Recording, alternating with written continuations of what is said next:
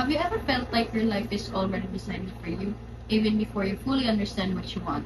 Like every decision you build or every dream you build somehow carries more weight than it should because it's just not yours anymore.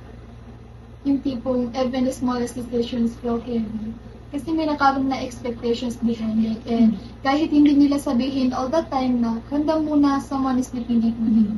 And then, one day, maririnig mo siya. Simple lang, pero sobrang bigat. Ikaw ang pag-asa ng pamilya. Hey guys, welcome back to our podcast, episode 3, where we talk about things that we feel deeply but couldn't say out loud. I am si Terayana. I am Rafia Shai, and I'm Rizan. And for today is we're going to talk about something na sobrang daming makakarelate, pero hindi lang siya mapag-usapan ng totoo.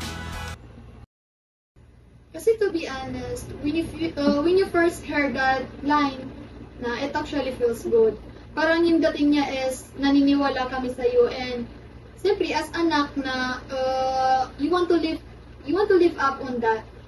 Yeah, parang it gives you purpose. Like, kahit pagod ka na or sobrang drain ka sa life mo or sa school, you keep going because iniisip mo na kailangan ko tong kayanin para sa kanila. Yeah, like example, imagine someone na galing sa hirap, hindi lang nila dala yung bag nila, but also the sacrifice of their parents, yung pagod nila, yung pagtitipid nila, and yun yung nagiging dahilan kung bakit hindi sila sumusunod. So, here's the question. When does that kind of love become something heavy? I think it becomes heavy when you feel like wala kang choice.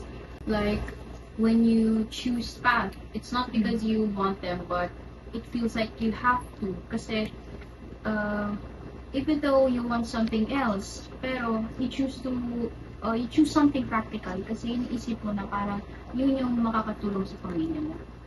Or when you're already exhausted mentally, emotionally, but you don't allow yourself to stop kasi pakiramdam mo wala kang karapatang tumigil. Or mapagod. Let's talk about guilt. Ito yung sobrang tahimik, pero sobrang bigat. Like, kahit nagpapahinga ka lang na, parang may boses sa utak mo na nagsasabi na, habang nagpapahinga ka, may umasa sa'yo. Or when you fail, hindi lang siya simpleng failure, but parang may kasamang takot na paano kung hindi ako sapat or paano kung hindi ko sila maiahon. And here's something deeper. If walang expectation yung pamilya mo, would you still choose the same path you're on right now? Kasi minsan, you don't even know who you are outside that road. You've been trying to be strong for so long, and you forgot to ask yourself. And the saddest part, people see you as true. They see you as a hope. But no one really asks if okay ka pa ba. So to everyone who's watching right now, if you feel tired, pressure, or lost, You're not weak for feeling that way. And you didn't have to carry everything alone. so, Bye! See you in next year. Iya, bidan yang adila ko. Okay lang, cut din na to guys. Bye-bye.